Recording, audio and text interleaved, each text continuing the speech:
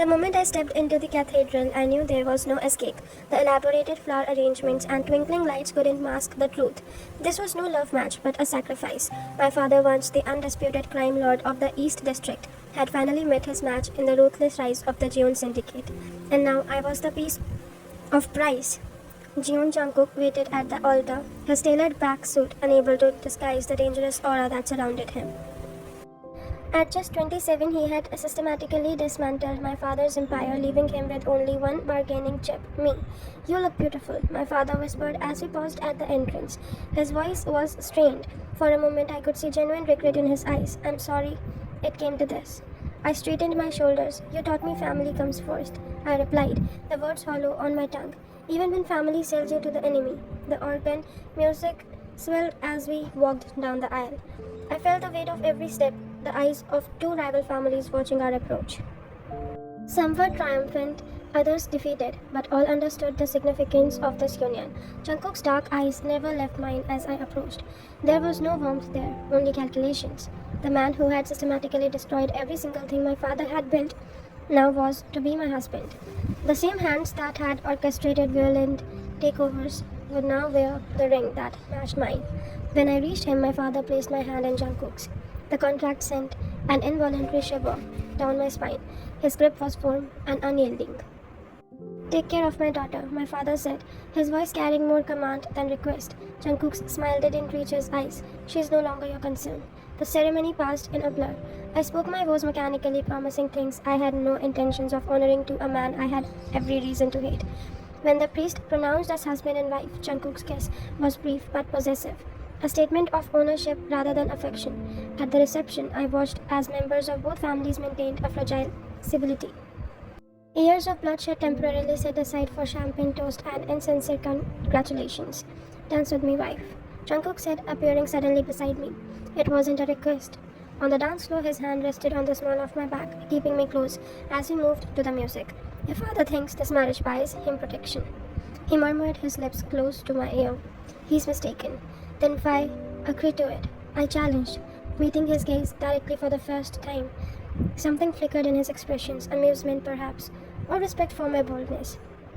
"Because having the daughter of my enemy in my bed and in my home serves multiple purposes," he replied, strategic advantage being only one of them. "If you think I'll help you destroy what's left of my father's business, I don't need your help for that," he interrupted. "What I need is information only you can provide." I frowned. "What information?" He spun me gracefully before pulling me back against him. "In time, you'll understand. For now, remember this. I may be your husband, but I'm still your father's worst enemy. Your loyalty will be tested every day, and if I remain loyal to my family..." His smile was chilling. "Then you'll learn why everyone who's ever crossed me has regretted it. But if you're smart and think who you are, you'll realize that your family now includes me." As the dance ended, he led me back to the head table where my father sat watching us with concern. "Let the games begin," Jungkook whispered, raising his glass in a toast. I took a deep breath, knowing that surviving this marriage would require all the strength and cunning I possessed. I was a pawn in a dangerous game between powerful men, but I refused to remain one. If Jungkook thought he was getting a submissive wife, he was about to discover his greatest miscalculation. In the weeks that followed, I learned the rules of my new life. Jungkook's mansion was a fortress, heavily guarded with staff who reported my every move. Luxury surrounded me, but freedom did not. "Where you are going?" Jungkook asked one morning as I dressed in something other than loungewear for the first time in days. "I thought I might visit my mother," I replied, watching his reaction carefully. He continued, adjusting his tie in the mirror. "Take Minho with you. He'll drive you." "I can drive myself." "You can," he agreed, turning to face me. "But you won't. Minho goes with you everywhere outside these walls. That's non-negotiable." I wanted to argue but knew it would be pointless. "Fine." Later in the car with Minho, clearly more bodyguard than driver, I noticed we weren't talking the route, and we weren't taking the route to my parents' home. "You have missed the tone," I pointed out. Minho's eyes get to mine in the rearview mirror. "Mr. June has instructed that you're not visiting your parents' home today. Your mother will meet you at the cafe on 5th instead." Control was suffocating. When we arrived at the cafe, my mother was already waiting, looking nervous and out of place in the upscale embellishment. "Are you okay?" were her first words as she embraced me. Has he hurt you? I'm fine, I assured her, though fine was far from accurate. How's that? She glanced at Minho, who had taken a seat at a nearby table, struggling. The June Syndicate has taken over 3 more of our territories since the wedding. So much for the truce, I muttered bitterly. There was never going to be a truce, sweetheart. Your father hoped the marriage would buy him time to rebuild, but Jungkook has no intention of showing mercy. I finished for her. We spoke in hushed tones for the remainder of our brief meeting. As we parted, my mother pressed something into my hand, a small USB drive. Your father says to keep this safe. It's insurance. Back at the mansion, I hid the drive in my jewelry box beneath the false bottom I'd discovered earlier. That night, when Jungkook returned home, there was blood on his shirt cuff. Rough day at office? I asked sarcastically as he loosened his tie.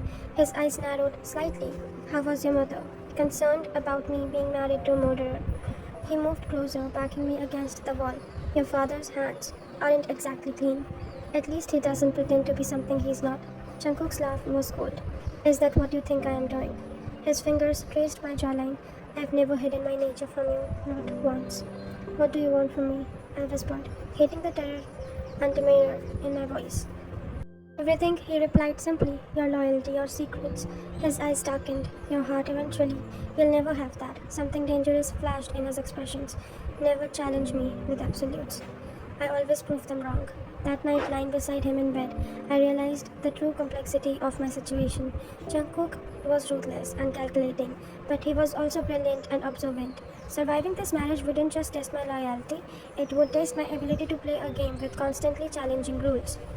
And somewhere between hatred and fear, I was beginning to feel something else for my dangerous husband. Something I wasn't ready to name. 3 months into our marriage, the delicate balance shifted. I had grown accustomed to the rhythm of life with Jungkook. His late nights, his brooding silences, the way his eyes followed me across the room. What I couldn't grow accustomed to was his unpredictability. We are attending a gala tonight, he announced one morning, not looking up from his phone. I have nothing to wear, he replied. I replied, a small act of defiance. His eyes met mine, unimpressed. Check your closet. There I found an evening gown, crimson silk that flowed like blood.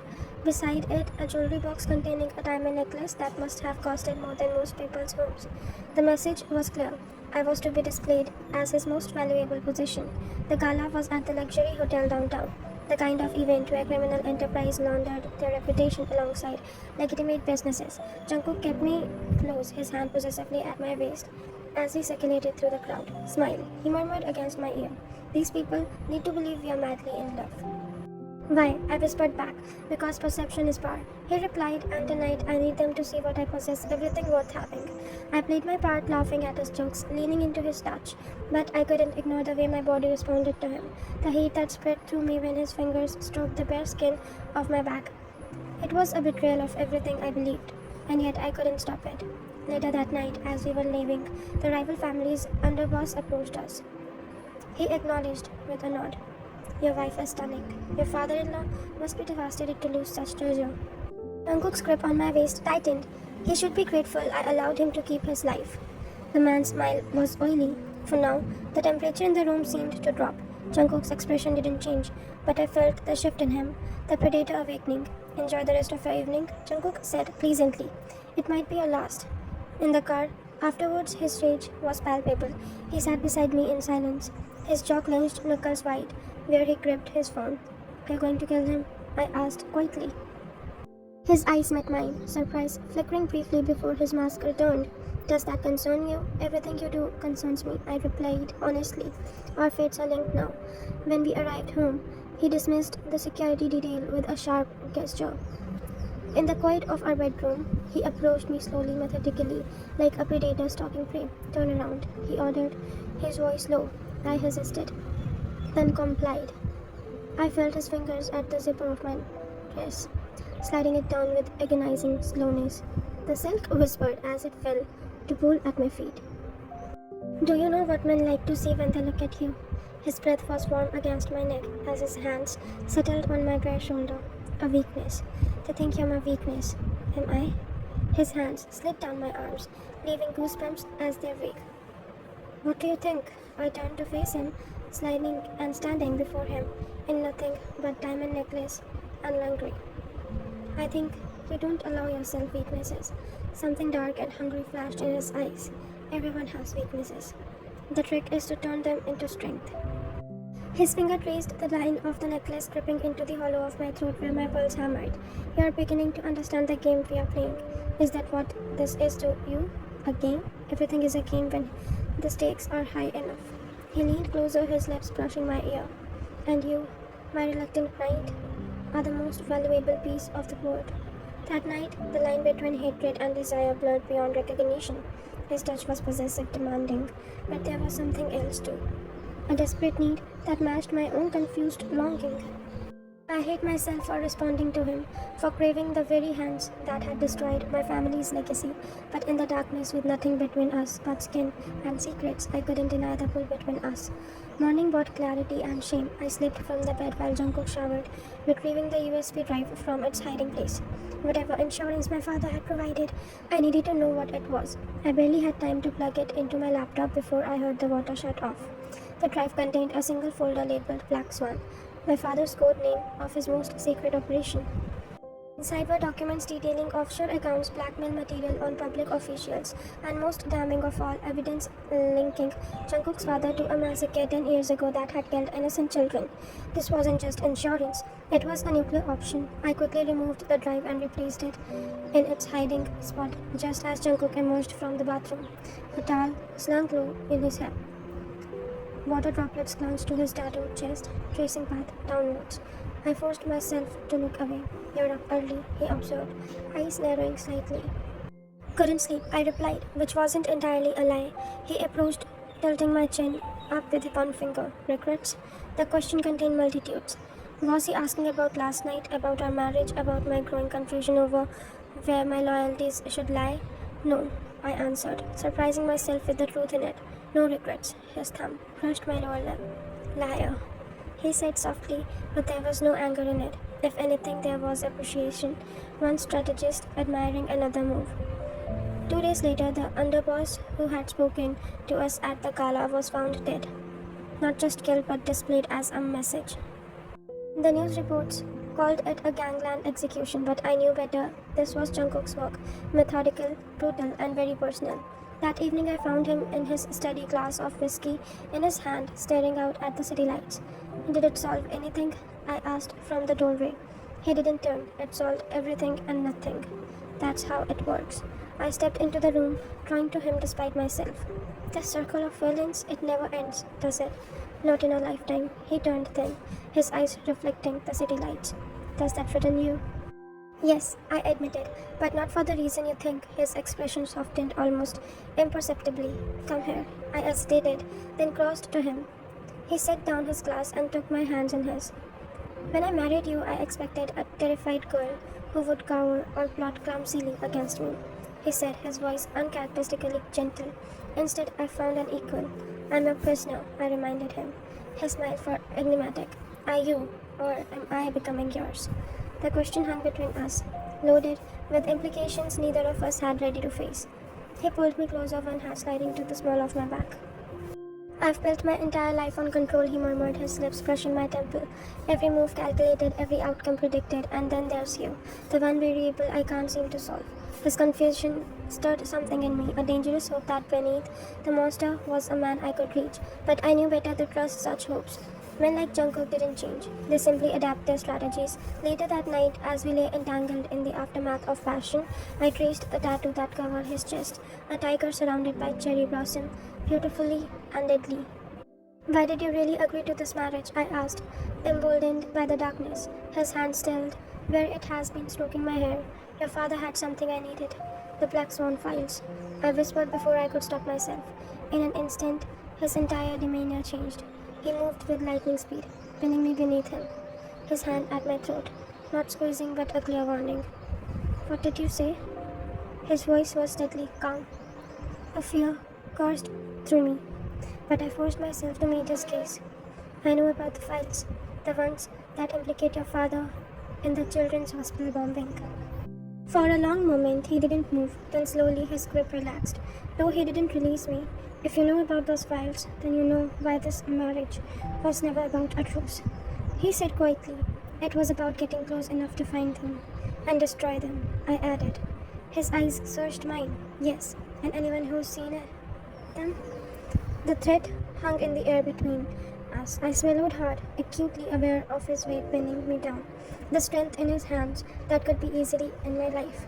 I haven't looked at them. I lied, my heart pondering so hard I was certain he could feel it. My mother just told me they existed. Slowly he released me, rolling onto his back beside me. The ceiling fan cast moving shadows across his face as he stared upward. My father is dying, he said finally. Cancer. He has months, maybe weeks. Those files are the only thing that could tarnish his legacy. Understanding dawned. This wasn't just about protecting a criminal enterprise, it was about a son protecting his father's memory. That will really be exhaustless. What will you do with me? I asked softly. Now that I know. He turned his head to look at me, his expression unreadable in the dim light. That depends on what you do with the information. It was my turn to be honest. I don't know yet. His hand found mine in the darkness, fingers intervening with unexpected gentleness. Then we are all at an emphasis. We lay there in silence, two people caught between duty and desire, neither willing to make the first move in a game where the stakes were life and death. A week later, my father was shot in an apparent drive-by. He survived barely and was placed in a medically induced coma. The attack bore none of the hallmarks of Jungkook's usual work. It was messy, public, and left witnesses. I was in the garden when Minho brought me the news. My knees buckled, and the world tilted dangerously. I needed to go to hospital, I gasped. Mr. June instructed me to bring you directly there. Minho replied, supporting my elbow as he guided me to the car. At the hospital, I found my mother hollow-eyed and trembling in the waiting room. When she saw me, her expression hardened. This is your husband's doing, she hissed. No, I said automatically. This isn't his style. Listen to yourself, she spat, defending him. Before I could respond, Jungkook himself appeared in the doorway, flanked by two of his men. My mother launched at him, but I caught her, holding her back. Get out, she screamed. Haven't you taken enough from us? Jungkook's expression remained impassive. Mrs. Lee, I understand your distress, but I had nothing to do with this attack. Liar. Mother, I said firmly. This wasn't him. She stared at me, betrayal written across her feature. How can you be so sure? Because I know him, I said quietly, and this isn't how he operates. The truth of my words hit me even as I spoke them.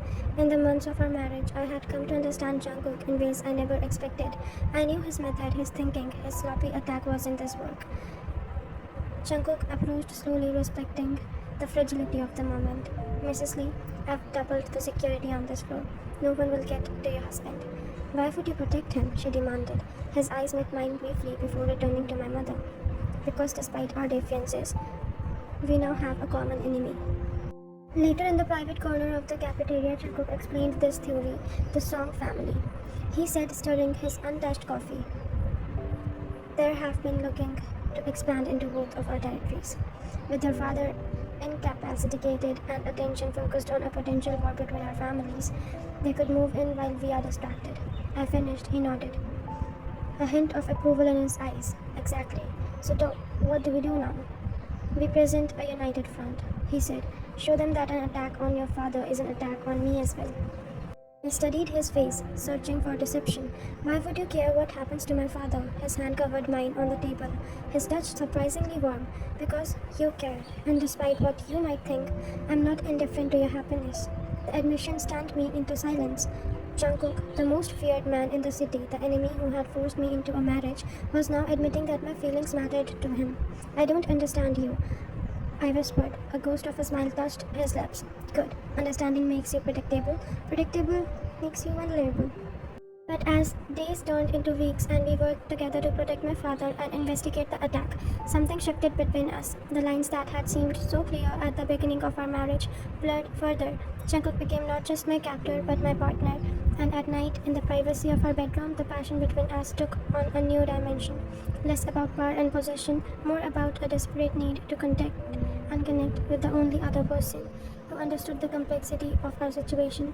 One night, as rain lashed against the windows, Jungkook traced the curves of my spine with reverent fingers. I never expected this, he admitted, his voice rough with emotion. You were supposed to be mean to an end. I turned to face him, emboldened by the darkness. And what am I now? His eyes, usually so guarded, held a vulnerability I'd never seen before. An obsession. He confessed. A complication I never accounted for. He pulled me closer, his kiss brushing its intensity. I can't let you go, he murmured against my lips. Even if I should, then don't. I whispered back, surrendering to the truth I had been fighting for months. Whatever this was between us, Stockholm Syndrome, trauma, bond link, or something deeper and more genuine, it had become impossible to deny. The next morning, I made my decision when Jungkook left for the meeting. I retrieved the USB drive and went to the study. I knew the password to his computer. I'd watched him enter it countless times when he thought I wasn't paying attention. I opened the files one last time, reading through the damning evidence against his father, and with a deep breath, I deleted every trace of them. When Jungkook returned that evening, I met him in the foyer, the empty USB drive in my palm. It's gone, I said simply. I destroyed it. His expression flickered through disbelief, suspicion, and finally settled on something like wonder. Why? I stepped closer, placing the useless drive in his hand. Because some cycles need to be broken, and because I chose you, not out of fear or obligation, but because somewhere along the way you became more than an enemy to me. He stared at the drive, then at me. Your father will never forgive you. Probably not. I agreed, but I need to forge my own path now. Jungkook's hand framed my face with unexpected tenderness. Do you know what you're saying? What are you choosing? I covered his hand with my own. Now, exactly what I'm choosing is you. A life that's complicated and dangerous and entirely ours. He kissed. His kiss was different this time, not possessive or demanding, but a promise. We were no longer captor and captive, enemy and pawn. We were co-conspirators. In a new chapter neither of us had anticipated. The road ahead would not be easy. My father would eventually wake up. The Song family still threatened both our interests. The criminal world we inhabited would continue to demand blood and loyalty in equal measure. But for the first time since I had walked down that cathedral aisle, I felt like more than a sacrifice. I was a queen on the chessboard, making my own moves, choosing my own destiny, and the dangerous mafia king who had once been my greatest fear had become something else entirely. A partner, a protector, and yes, an obsession I had no desire to cure. Where do we go from here? I asked as we stood on the precipice of our new reality. Jungkook's smile held both darkness and light. Wherever we choose, we go together.